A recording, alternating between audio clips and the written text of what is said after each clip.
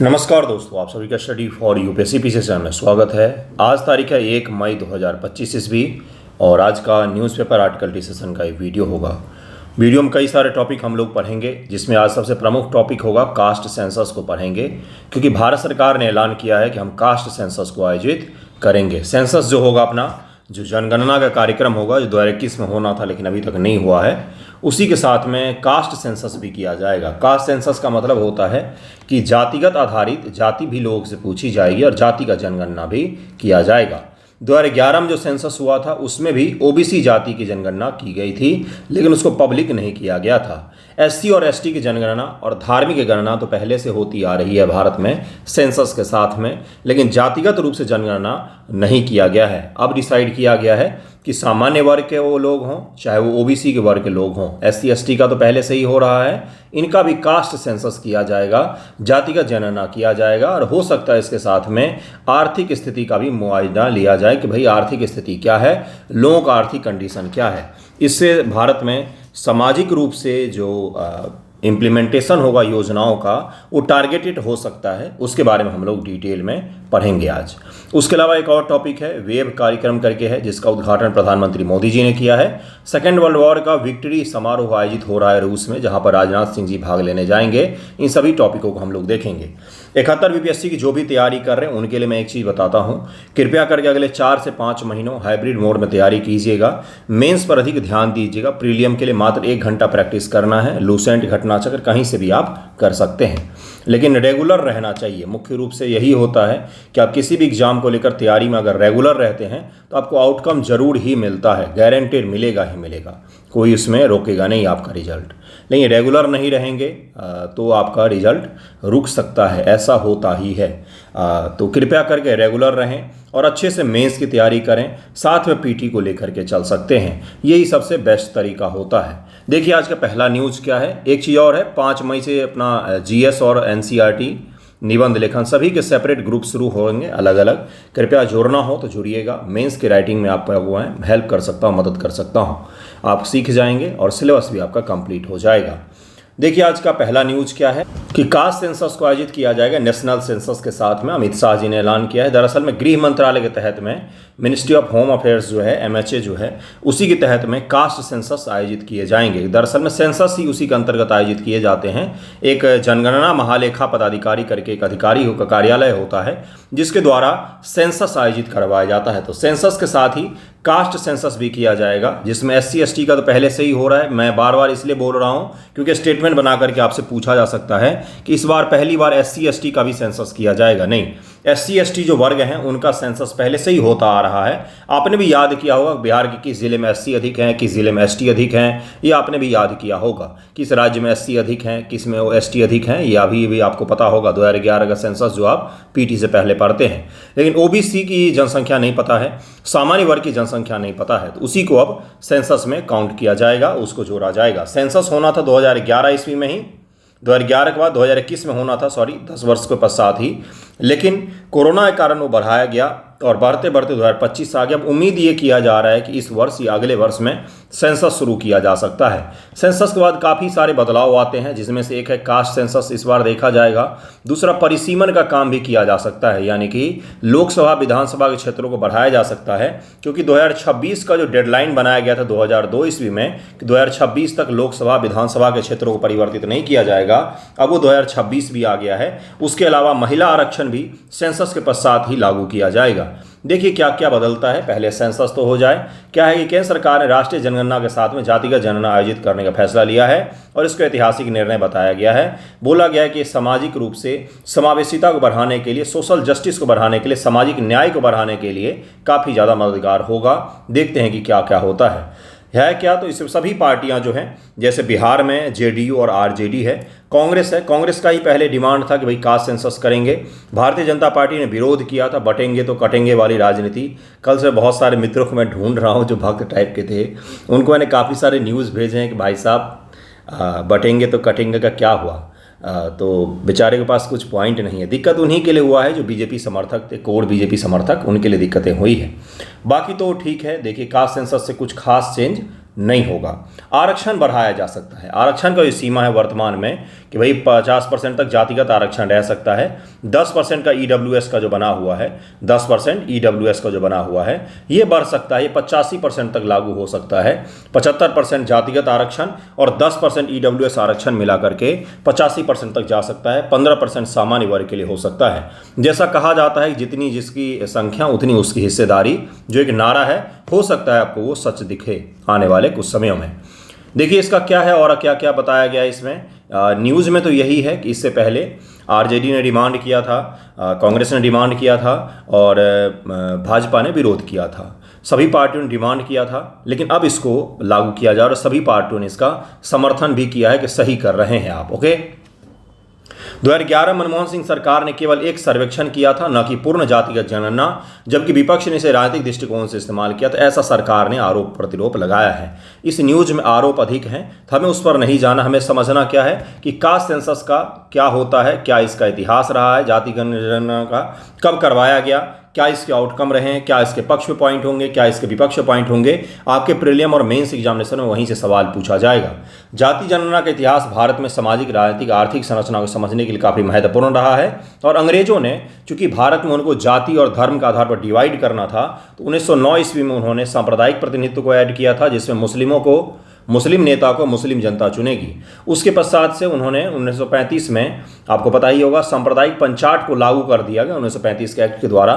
McDonald commission का आपने नाम सुना होगा, जिसने बोला था कि SC ST वर्ग हिंदू वर्ग से अलग हैं, उनको भी सांप्रदायिक पंचाट में शामिल करना चाहिए, उनको भी अलग से सांप्रदायिक प्रतिनिधित्व मिलना चाहिए। यानी कि SC वर्ग के नेता SC वर्ग के लोग ही चुनेंगे, केवल वही वोट कर सकेंगे। इस प्रकार की नीति को लागू करने के लिए उन्होंने पहले कास्ट सेंसस किए थे। इसका कोई खास सामाजिक स्तर पर हमें परिणाम देखने को नहीं मिला है। ब्रिटिश शासन के दौरान 1871 से 1947 तक जनगणनाओं में जाति डेटा को शामिल किया गया था। पहली आधुनिक जनगणना 1871-72 में हुई थी, जिसमें जाति, धर्म और सामाजिक समूहों की गणना की गई थी। मेयो के समय में किया गया था, लेकिन इसको परमानेंट किया गया रिपन के समय के बाद। 1881 के पश्चात से परमानेंट हो गया, हर 10 वर्ष में आयोजित किया गया। 1931 में जनगणना हुई, अंतिम जातिगत जनगणना थी। इसके पश्चात से इसको बंद कर दिया गया था। 1931 के पश्चात इसको बंद कर दिया गया था। 1941 के बाद परिवर्तन, 1941 के बाद स्वतंत्रता तक जाति डेटा को जनगणना से बाहर रखा गया। द्वितीय विश्व युद्ध और स्वतंत्रता संग्राम के कारण 1941 की जनगणना अधूरी रही थी। स्वतंत्र भारत में सरकार ने सामाजिक एकता को बढ़ाने के लिए जातिगत डेटा एकत्र करना बंद कर दिया। सामाजिक एकता को बढ़ाने के लिए जातिगत डेटा एकत्र करना बंद कर दिया और अब भारत सरकार फिर से इसको एकत्र करना चाहती है। राज्यों में एकत्र किए गए हैं, तेलंगाना में किया गया है, बिहार में भी कास्ट सेंसस किया गया। बिहार के कास्ट सेंसस से कुछ ज़्यादा ही नफरत थी सुप्रीम कोर्ट को, उसने खारिज कर दिया। तेलंगाना में तो लागू किया गया है। स्वतंत्र भारत में सरकार ने सामाजिक एकता को बढ़ावा देने के लिए जाति डेटा एकत्र करने से परहेज किया है। बार बार मैं इस लाइन को इसलिए पढ़ रहा हूँ क्योंकि आपको विपक्ष पॉइंट लिखना पड़ेगा। एक चीज़ और है, सुप्रीम कोर्ट ने बिहार सरकार की आरक्षण पॉलिसी को सस्पेंड किया, न कि कास्ट सेंसस को। कास्ट सेंसस इस बार भी सवाल पूछे गए। स्वतंत्र भारत में जातिगत जनगणना 1951 से 2011, इसमें कोई भी जाति से संबंधित ओबीसी, खासतौर से ओबीसी, सेंटर में ओबीसी ही होता है, आपको राज्य में ओबीसी और ईबीसी दिखेगा, लेकिन SC ST का डेटा एकत्र किया गया। बाकी ओबीसी, ईबीसी का, जनरल वर्ग का, सामान्य वर्ग का डेटा एकत्र नहीं किया गया था। 2010-11 मनमोहन सिंह सरकार ने 2010 में एक सामाजिक, आर्थिक और जाति सर्वेक्षण SECC शुरू किया। 2011 में पूरा भी हुआ। यह पूर्ण जाति जनगणना नहीं थी। क्या है, सामाजिक, आर्थिक और जाति सर्वेक्षण किया था, सोशियो इकोनॉमिक कास्ट सेंसस किया गया था। किसके द्वारा? मनमोहन सिंह सरकार के द्वारा। बल्कि एक सर्वेक्षण था, यह सेंसस नहीं था, बल्कि एक सर्वेक्षण था, आकलन लगाया गया, जिसमें अन्य पिछड़ा, ओबीसी सहित विभिन्न जातियों को डेटा एकत्र किया गया। इसे राजनीतिक दबाव और कोटा मांग के जवाब में शुरू किया गया था, लेकिन इसे जनगणना का हिस्सा नहीं बनाया गया और इस डेटा को सरकार ने पब्लिक भी नहीं किया, सरकार ने पब्लिक भी नहीं किया, छुपा के रख लिया। बोला जाता है कि अपने लिए उपयोग किया, लेकिन उसके पश्चात तो मनमोहन सिंह की सरकार हार ही गई, तो क्या ही उपयोग किया होगा। विपक्ष के दलों ने, सभी पार्टियों ने हमेशा से ही जातिगत जनगणना की मांग की है, सभी पार्टियों ने की है। भाजपा ने नहीं किया था, लेकिन उन्होंने इसको लागू जरूर कर दिया है। बिहार जैसे राज्यों में जाति आधारित जनगणना राजनीति के कारण इसकी मांग बढ़ी है। एक चीज़ और तय हो गया है कि बिहार इलेक्शन जो है इस बार भी कास्ट सेंसस और कास्ट के आधार पर ही लड़ा जाएगा, जाति के आधार पर ही लड़ा जाएगा। डेवलपमेंट का मुद्दा कहीं न कहीं फिर से पीछे हो जाएगा। डोमिसाइल जैसे जो इशू हैं वो कहीं न कहीं पीछे हो जाएंगे, फिर से कास्ट का ही इशू रहेगा। देखिए आगे क्या होता है। ये सारा खेल उसी के लिए रचा जा रहा है। बिहार इलेक्शन की ही बात हो रही है दरअसल में, और यहाँ पर कुछ इसका आपको तो अभी दिखेगा नहीं कि अभी करना ज़रूरी था। जब देश के पास इतना बड़ा संकट आया हुआ है, युद्ध के माहौल में हम हैं, तो अगर कास्ट सेंसस की घोषणा की जाए तो एकमात्र कारण है उसके पीछे। कारण ये है कि बिहार इलेक्शन आने वाला है, उसके लिए पहले से ही तैयारी कर लो, क्योंकि अब 4-5 महीनों के बाद इलेक्शन की पूर्ण प्रक्रिया शुरू हो जाएगी। देखिए और अगला क्या है, जाति जनगणना के इतिहास मैंने आपको पूरा बता ही दिया कि कैसे होता है, क्या होता है। जाति जनगणना के पक्ष और विपक्ष में जरा पॉइंट को समझ लेते हैं। सामाजिक न्याय और समावेशिता, सोशल जस्टिस, ये बहुत ही बड़ा मुद्दा है।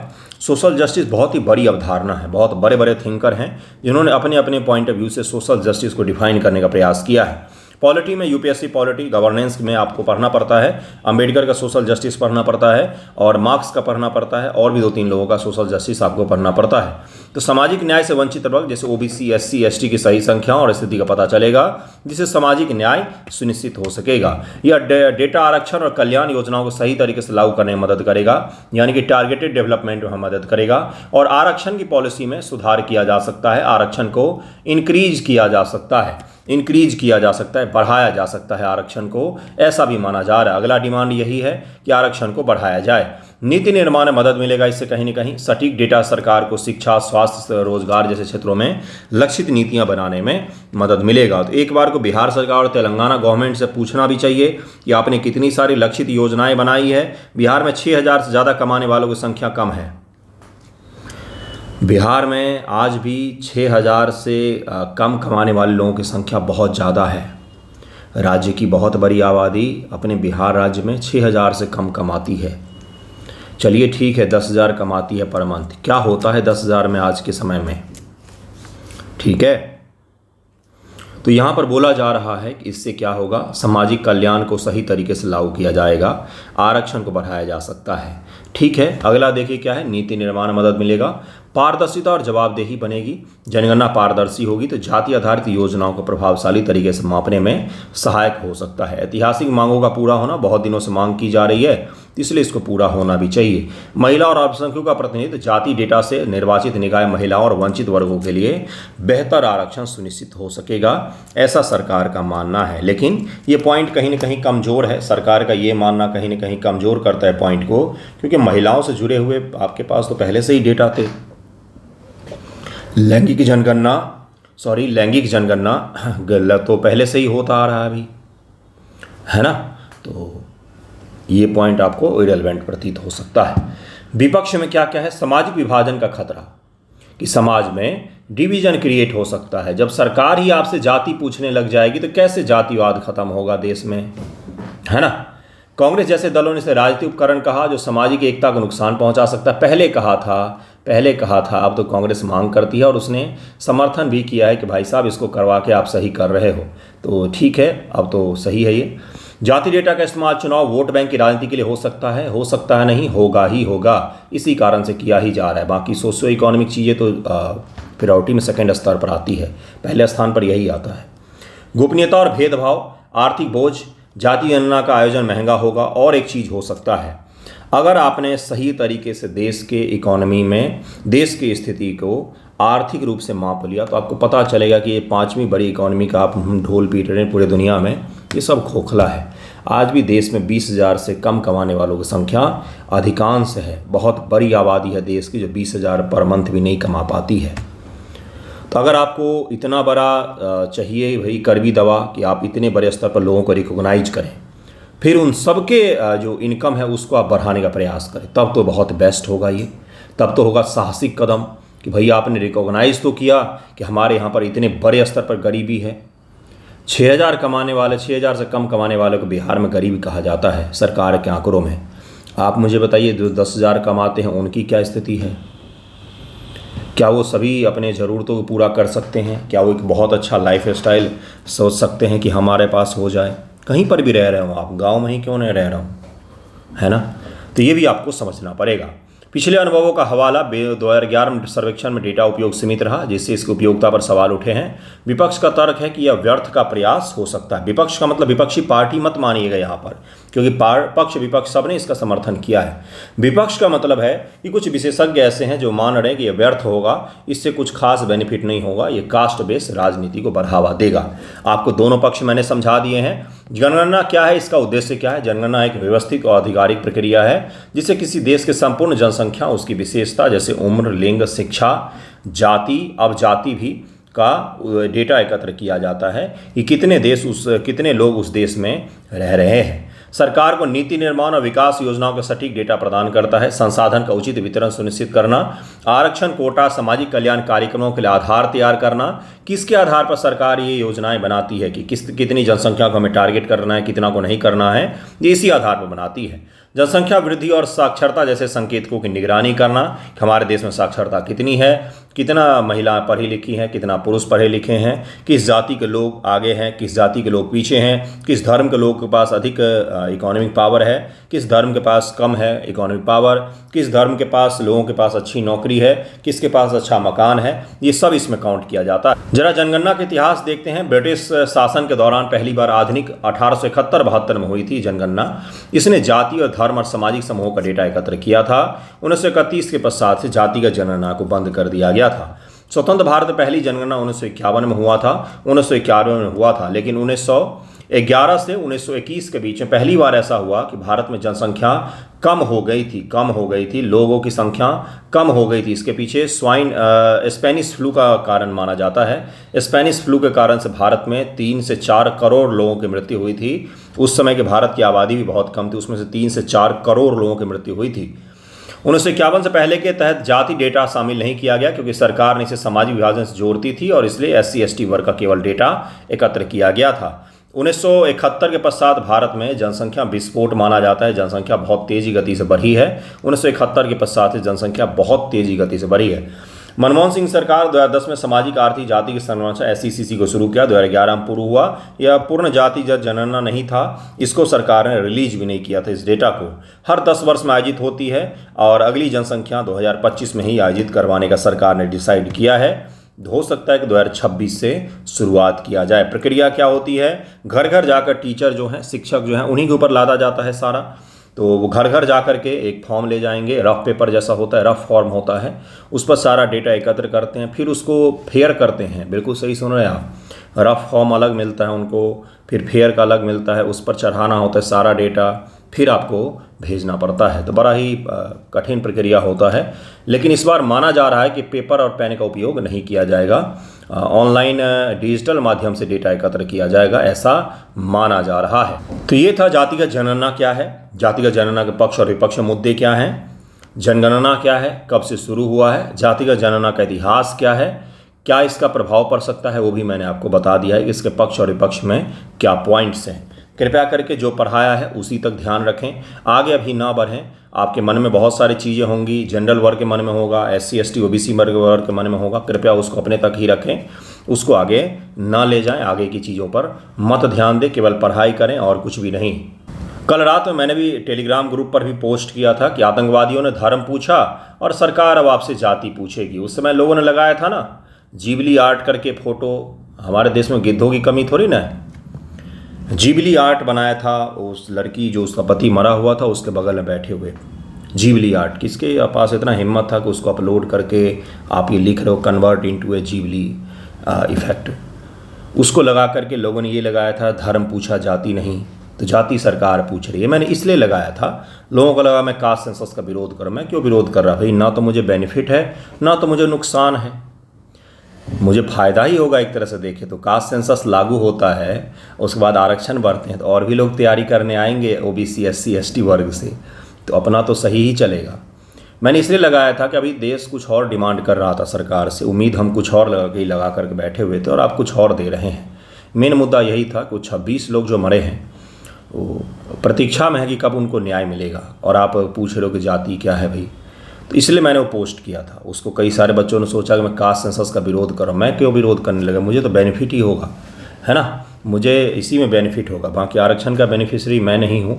देखिए अगला न्यूज़ क्या है। प्रधानमंत्री मोदी वेव 2025 को ओपन करेंगे आप। क्या है ये? तो भाई अंबानी जी का कोई कार्यक्रम है, उसी को ओपन करेंगे, ठीक है। सम्मेलन का उद्घाटन प्रधानमंत्री नरेंद्र मोदी 1 मई 2025 को मुंबई के जियो वर्ल्ड सेंटर में वेव्स 2025 का उद्घाटन करेंगे। यह पहली बार है जब भारत सरकार द्वारा इस तरह का शिखर सम्मेलन आयोजित किया जा रहा है। जो मीडिया और मनोरंजन क्षेत्र के लिए मील का पत्थर साबित होगा। भारत सरकार के द्वारा आयोजित करवाया जा रहा है अंबानी वर्ल्ड सेंटर, जियो वर्ल्ड सेंटर जो है, जियो वर्ल्ड सेंटर एक बहुत ही अद्भुत सा जगह बनाया है अंबानी साहब ने, जहाँ पर बहुत प्रकार के कार्यक्रम आयोजित होते हैं।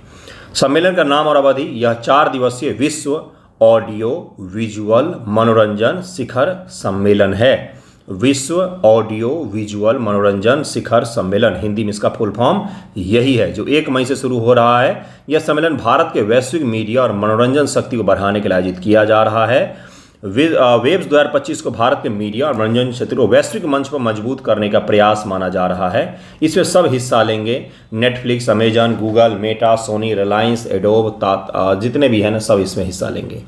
इन कंपनियों की भागीदारी से भारत के मीडिया उद्योग को वैश्विक पहचान मिलेगा। नवाचार स्टार्टअप को भी बढ़ावा मिलेगा, इससे नवाचार स्टार्टअप को भी बढ़ावा मिलेगा इस क्षेत्र में। प्रमुख वक्ता के रूप में कौन होंगे, तो अंबानी साहब दोनों पति पत्नी होंगे प्रमुख वक्ता के रूप में, वही भाषण देंगे। 1 मई को अगली वैश्विक मनोरंजन क्रांति पर बोलेंगे। क्या बोलेंगे, वो इशू क्या रहेगा, अगली वैश्विक मनोरंजन क्रांति। जबकि नीता अंबानी 2 मई को भारतीय संस्कृति को विश्व के लिए विषय पर बात करेंगी। नीता अंबानी जी भारतीय संस्कृति को विश्व के लिए, मतलब भारतीय संस्कृति विश्व के लिए, इस टॉपिक पर बात करेंगी। और अंबानी साहब जो है अगले वैश्विक मनोरंजन क्रांति भारत में ही होगी। और वो क्रांति कैसे होगी, हॉटस्टार भी खरीद लो, जियो भी खरीद लो, इसी तरह से होगी। तो ये मैंने आपको बता दिया क्योंकि प्रधानमंत्री मोदी जी इसमें शामिल होंगे, वही इसको ओपन करेंगे, इसलिए आपके लिए जानना बेहद ज़रूरी था, मैंने आपको बता दिया है। नेक्स्ट छोटा सा टॉपिक देखिए क्या है कि राजनाथ सिंह जी आज मॉस्को जा सकते हैं। आज नहीं, 9 मई को जाएंगे, मॉस्को जाएंगे 9 मई को। और वहाँ पर क्या है, तो सेकेंड वर्ल्ड वॉर उसका विक्ट्री समारोह आयोजित किया जाएगा। राजनाथ सिंह अटेंड करते हैं second world war victory day event in Moscow. तो ये केवल पीटी फैक्ट के लिए था। कहाँ पर, तो विजय दिवस समारोह में भागीदारी करेंगे राजनाथ सिंह जी 9 मई 2025 को मॉस्को में वर्ल्ड वॉर सेकेंड के विजय दिवस समारोह में भाग लेंगे। यह आयोजन सोवियत संघ की नाजी जर्मनी पर जीत की 80वीं वर्षगांठ है और इसी के दौरान भाग लेंगे वो। ये पहले प्रधानमंत्री नरेंद्र मोदी को 9 मई के समारोह में आमंत्रित किया गया था, लेकिन वो नहीं जा पाए क्योंकि देश में भी माहौल ठीक नहीं है।